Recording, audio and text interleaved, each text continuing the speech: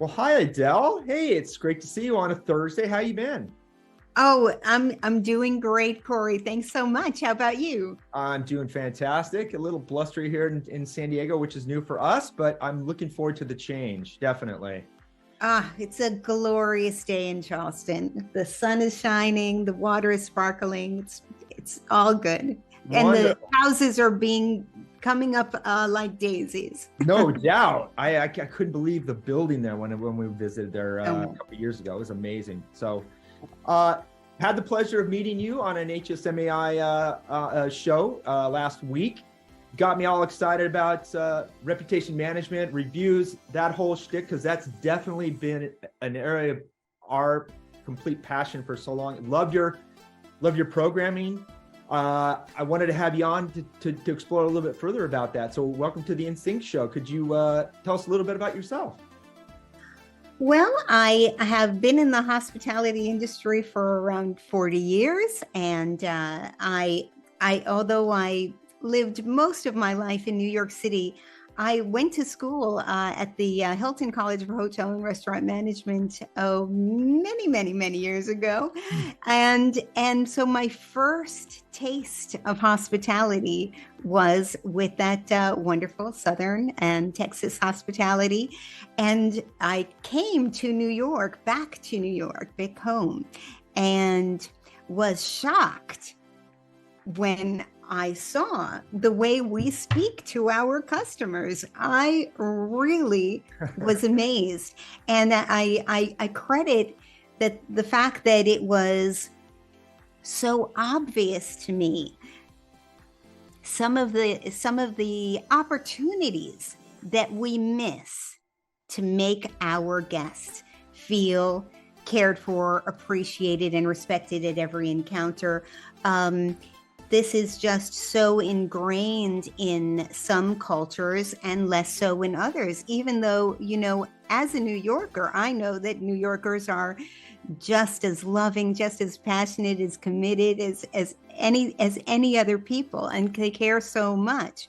But just certain things that would not fly where I went to school, are just the way things are done. But now, even when I travel around the South, I can tell you when I check into a hotel, it's rare. I hold myself back in order to see what would happen as a guest in a hotel, and I can't think of when the last time somebody said, "Welcome to XYZ Hotel" to me. It's it's hospitality 101, but we're not doing it. Thank you for being our guest. We're so glad to have you here. If there's anything you need, my name is Tracy. Don't hesitate to call me. We're all here for you to make sure you have a great stay. I mean, this kind of thinking somehow should not be reserved for the highest of the high, five-star and beyond hotels. We can have that hospitality in a three-star hotel for sure. And there are many three-star hotels that are getting consistently five-star reviews. But we can do it at a food truck. We can do it at a coffee kiosk on Lexington Avenue. We can do it anywhere. We can give a great experience, delicious food, warm hospitality, and that respect and caring to every guest that makes them feel that this is a great place to stay and a great place to visit. You don't even have to, you could be a bank. You could be a yoga studio or a yogurt shop. It doesn't matter. I could not agree with you more. So many important points you just hit on. One of the things that I really want to reinforce, though, is I think the misconception of what you just described, making the customer feel special and happy, how that goes from that action, which we've productized that, right? And instead of making somebody feel connected and emotionally connected, how does that action connect to the bottom line and revenue? And as we know in hotels, ultimately, that's what it boils down to, right? It's sad to say, but it gets back to profitability.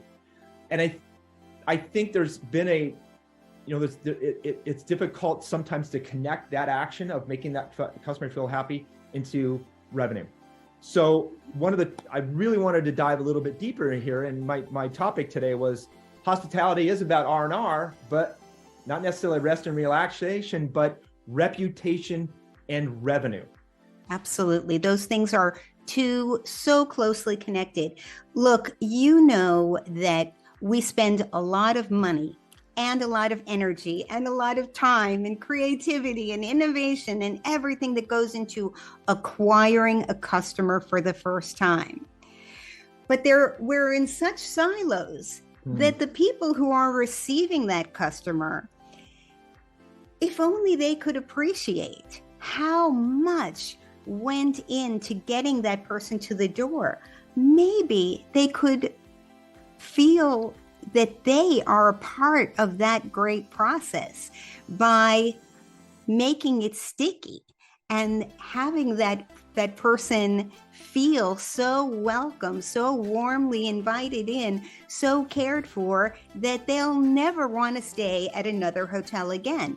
You know, my husband and I were in Manhattan, and he went downstairs to get a cup of coffee from the coffee kiosk on Madison Avenue in East 54th Street.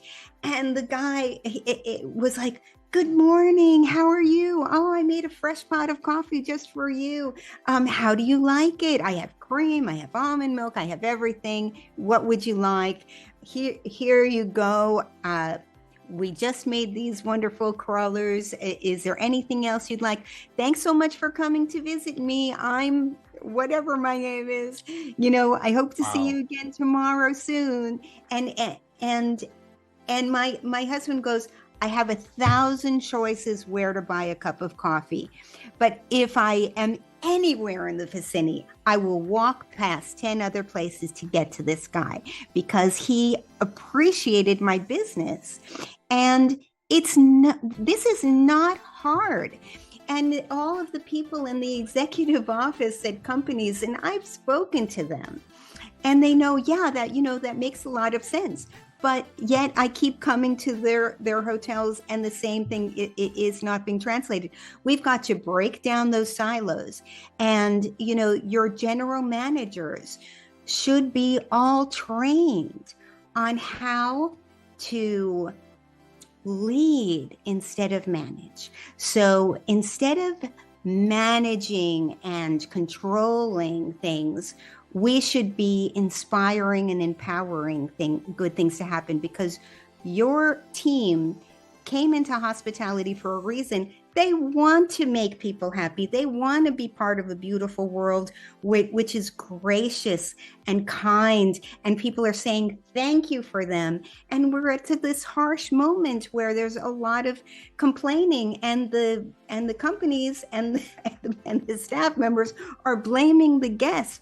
Don't blame the guests that you said that you were going to give them, advertise you're going to give them this wonderful experience, and you just cannot manage to get your team to say welcome to the hotel. You know what? Maybe we need to just re-examine, because every single person on your staff is probably a great person who really wants to be successful at making others happy. So what you do is you can start by talking to the team and saying, "I know that in your hearts, you all want to do the right thing. And I know you want to make people happy.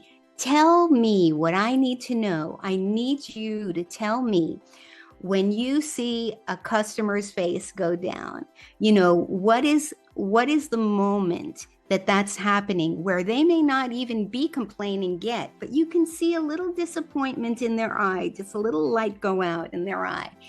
And tell me what is that moment, and let let us collaborate together and think, how can we remove that friction point? We have to remove the friction points, and we have to level up the hospitality. So tell us, you all have your little magic that you do. And this is literally what I said to my team back in 2001. I literally said, every single person on our team, such a good person, and they all have their little magic of what they do to light people's up. That when I say this, if I look at them a certain way and I say this, I know that their eyes will brighten and their smiles will come, and they will feel so warmly welcomed. It will color that entire experience. You tell me what your magic tricks are, and I'll compile everything together, and I'll share it between all the hotels and all the different departments, and we'll figure out how can I apply what I learned at the front desk to the hostess team serving breakfast. How can I apply the great compliments and whatever's going on really well at breakfast and get that to happen on the rooftop with the cocktail waitresses? We need to share ideas and collaborate more and break down the silos and understand that it's all marketing, and operations and marketing are not two sides of the same coin. They're really together, because if we're describing that we have a feature in the hotel and that feature isn't available for the guests when they arrive or when they're ready to use it, we haven't communicated very well. So we're the communicators. We have to be sure we're communicating honestly and authentically exactly what it says on the tin, so that they're not surprised by something. We're radiating an image in somebody's mind that their experience is going to be a certain way. We can make it sound so good sometimes that it's more than it really is. Just be realistic about what you offer, and you're going to attract the kind of people that like exactly what it is that you have. So we really need to work together on that. But when you talk to your people and say, I need you to share with me how I can help you be more successful at making people happy. And when they say, you know what,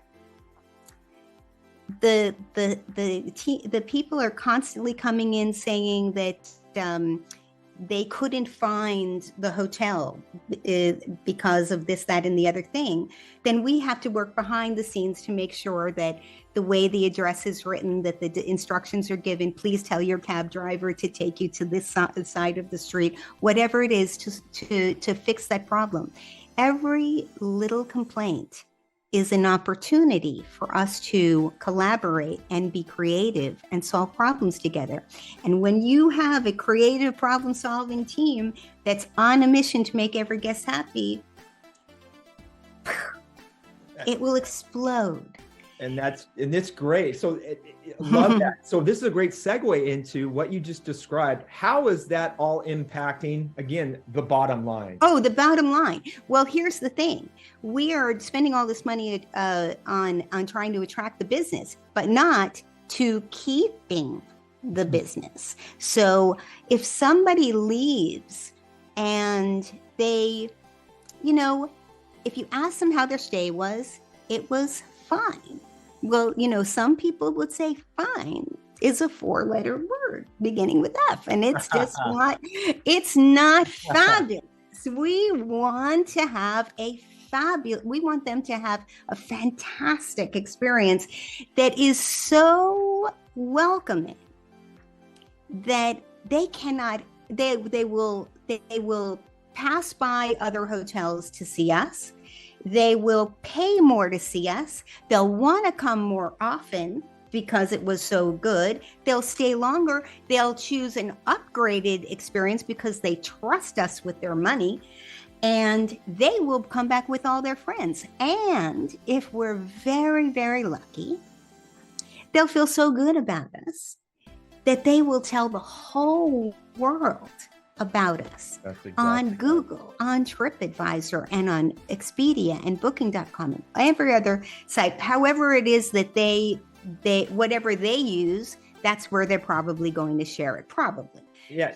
Adele, do you think that because what you just described is so incredibly invaluable, right? Retaining lifetime customer value, extracting that, I always use the illustration of me here at Paradise Point. Paradise Point's my go-to resort here in San Diego. I've been going there for 20 years. I've had countless events. I've been married. I was married there. I tell so many friends and family they ask me all the time, hey, I'm coming to San Diego. Where should I stay? There's no other choice except them. If you were to line item out all of those actions, and what's considered now, it's called dark social. It doesn't show up on an attribution report, right? So if it doesn't show up on the attribution report, leadership can't say, hey, these efforts are impacting our revenue, because there's no way to measure that. Do you think everybody knows the importance of reviews? We all know, we know that. But I really think that if they had a clear snapshot of the impact it's having on their hotel, they would put so much more effort into what you just described. Do you think that the hesitation is because they don't see, it's not immediately obvious the actions will lead to this revenue line? I think, first of all, there's a huge misconception about reputation, and the big misconception is that reputation management, a term that I disdain, Right.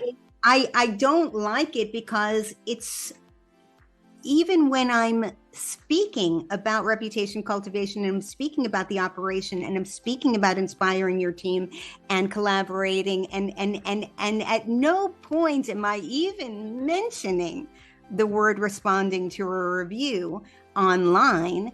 Everybody thinks, you know what, I have to tell my social media intern to respond to the reviews. I'm too busy for that. Right. I'm going to tell my night auditor to respond to reviews. I'm going to tell my PR company to respond to reviews.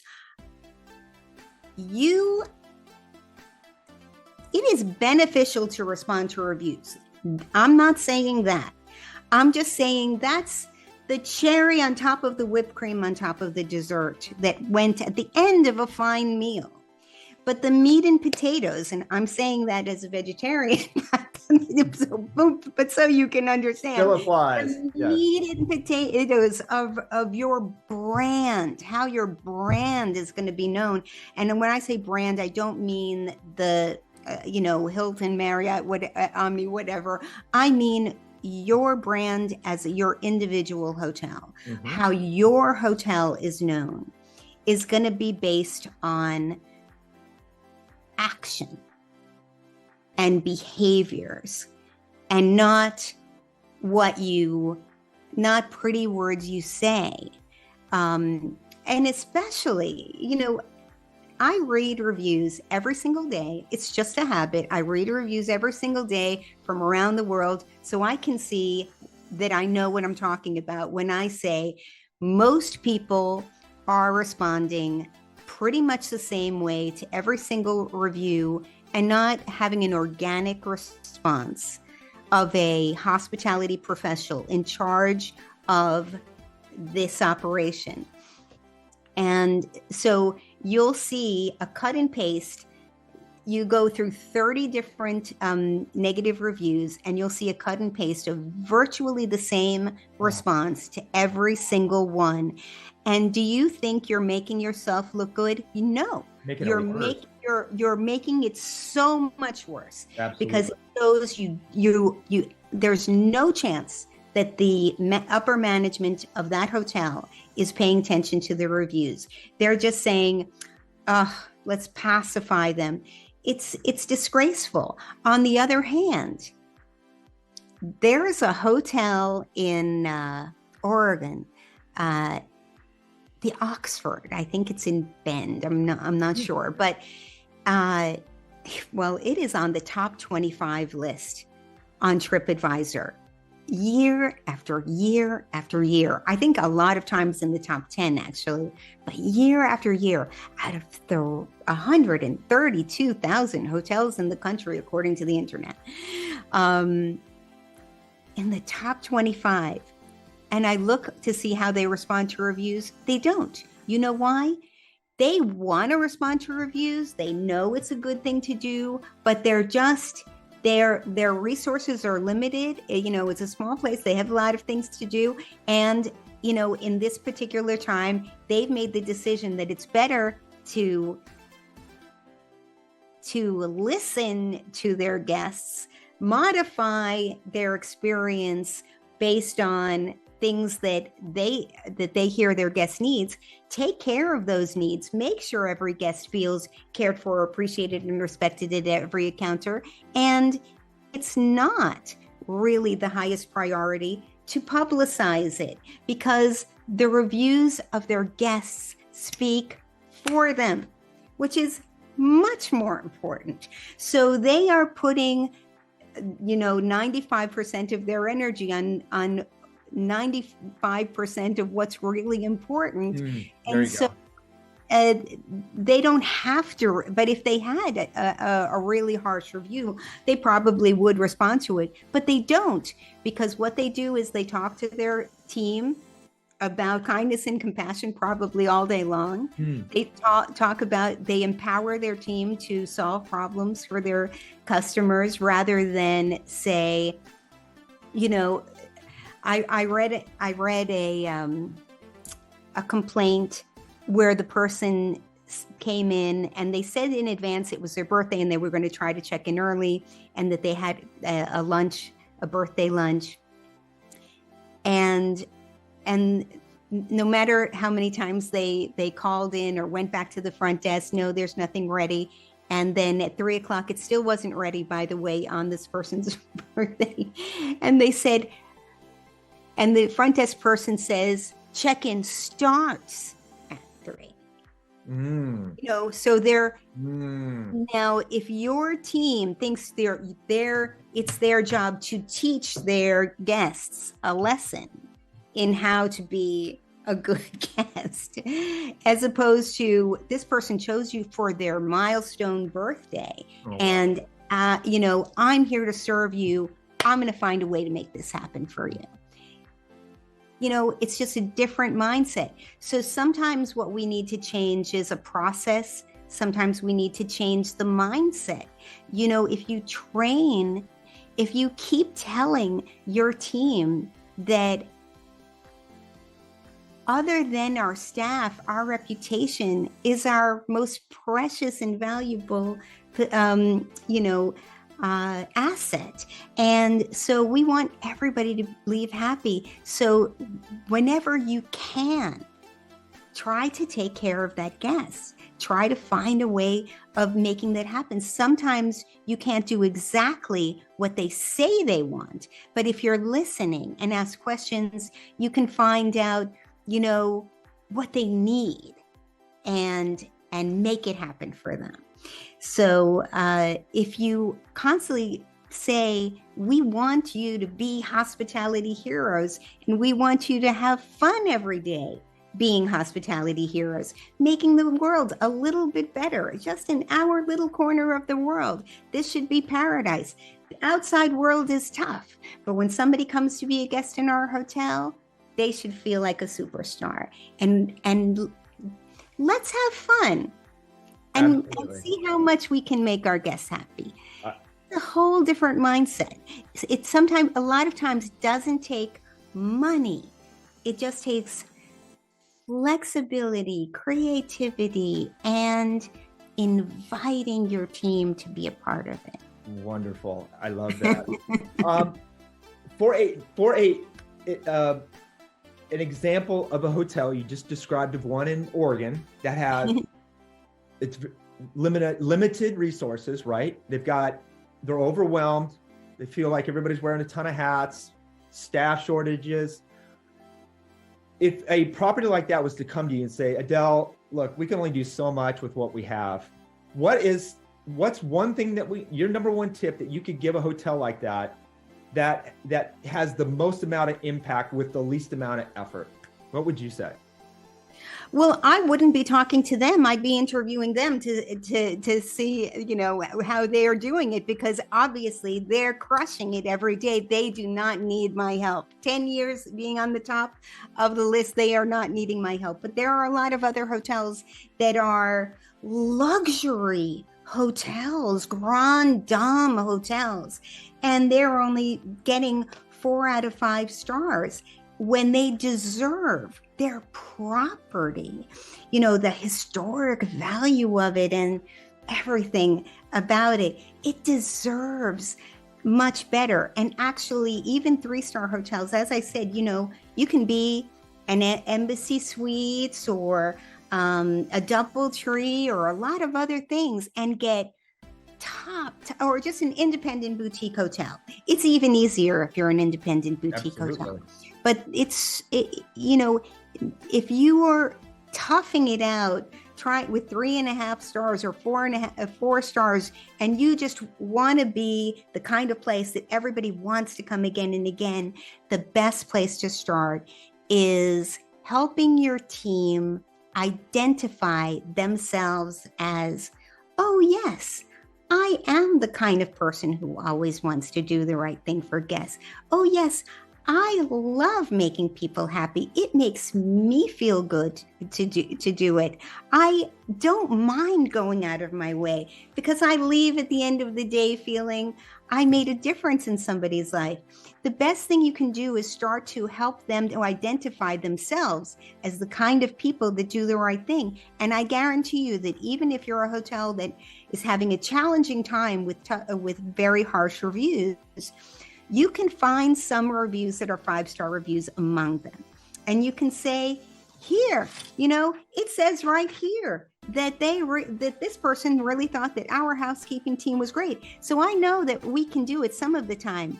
But now, with your help, we're going to collaborate together and we're going to work as a team and find ways to double up on the joy and inch down on the friction points. And every one of you, I'm going to look at you as though you're all future general managers. And I want you to be my assistant general manager. When you're walking through the hotel, don't just think about what your job is. Think about, what if a year from now, somebody was going to leave you this hotel in their will? What would you do to make the guests happier, to get all the guests who ever stay here to leave with a smile on their face, happy that they came, looking forward to their next visit, and so charmed by how nice the staff is that they're going to tell everybody they know that this is the hotel to go to. You know, if your sales team is going out making sales calls, they're going to hit upon a meeting planner or a corporate travel manager or a travel agent that is going to look at the reviews. You need those reviews to amplify and support whatever it is that sales manager is selling. When you have an advertisement that you're spending good money on, you know that the person is going to look at that ad and go look at the reviews. My sister-in-law just looked at a 5-star hotel from one of the most high luxury brands in the world. She does not settle for less. And she looked at the reviews for that particular property of that brand and said, nope, I expect pure love at that level. And you know, they didn't answer the complaints responsibly, and they have too many of them. So I'm going to take my business elsewhere. There you go. So operations, the general manager and the operations team, you know, and marketing, it all works together. You can't attract new business as fruitfully as if you have that social proof backing up your answer. And there are so many statistics about if like Expedia.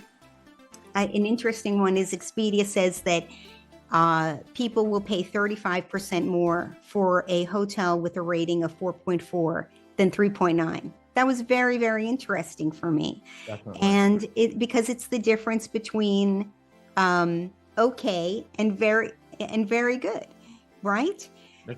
Without a doubt, it's 4.5 would be like 9 out of 10. And I like for me, I like to be 4.5 or above when I choose anything, a doctor, a hotel, any kind of hair salon, doesn't matter what it is. Why should I put my money with anything that isn't 9 out of 10? For sure. I have choices. Why should I?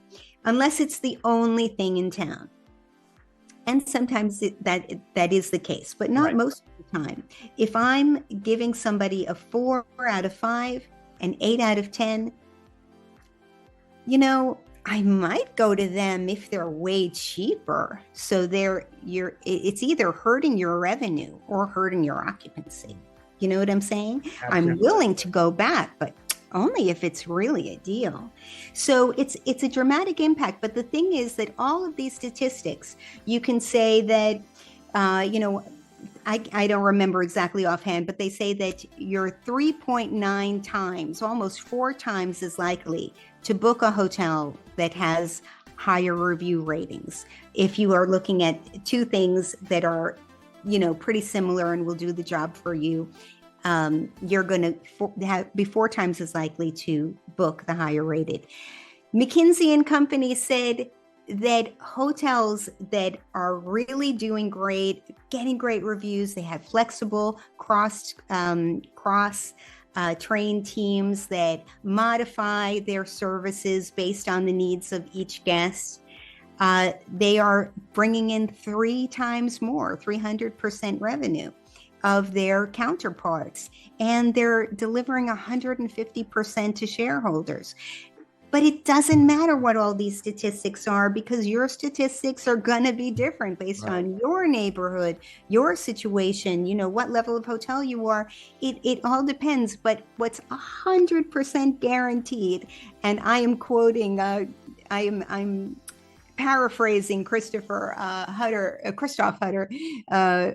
who is a great revenue manager. Oh, yeah, I've met him. He says, 100% guaranteed, if you do the work on cultivating that reputation, if everybody on your team is going for 5-star reviews, if they're inspired and motivated and you're empowering them and you have open communication, how can I help you be more successful? What have you observed that is like giving little finger cuts to the guests? Most guests don't leave over a big problem. Right. It's a death by a 1,000 paper cuts, Yeah. And we have to focus on those little things.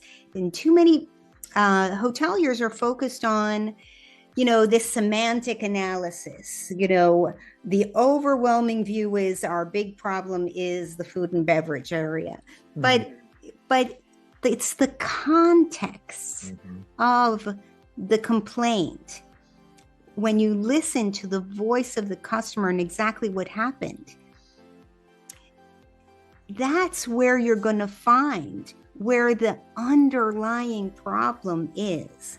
Not the surface problem, not the proximate cause, but the root cause of the problem. And then you'll know how to fix it. I love that.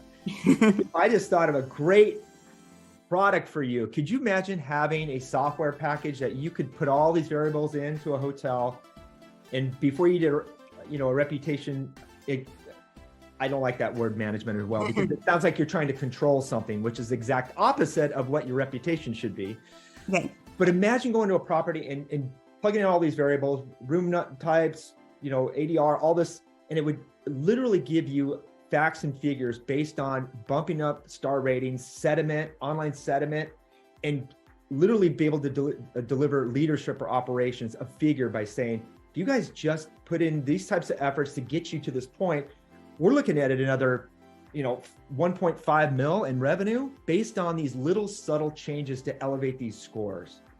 that might be, oh my gosh, that Well, could be something special. I'm ready to help you with that anyway. Let's do it, Cory. Yes.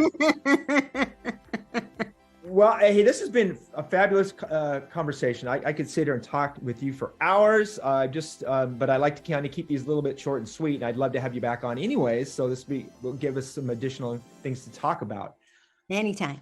Before I leave, though, do you have some Adele Gutman secret sauce you could share with us? You know, whether sometimes in those of us in hospitality, I hope that we have learned the skill when we're looking someone in the eye, how to make them feel confidence in us, how to make them feel good about working with us. And we just have to remember that, with all the technology there is today, it's absolutely doable to take that, what you would give, how you would sparkle a little sunshine on the guest that was right in front of you. You can do it on the phone. You can do it on a chat box. You can do it on an email. And you can do it even in an automated way. You know what? I got some automated messages. I believe they were automated because I just know the business, and it's a big resort, and I don't think they had time to write Adele a personal note. But wow, it felt so personal. Wow. It felt like one human being was just sitting behind the front desk caring about me and mine. And it was so heartfelt,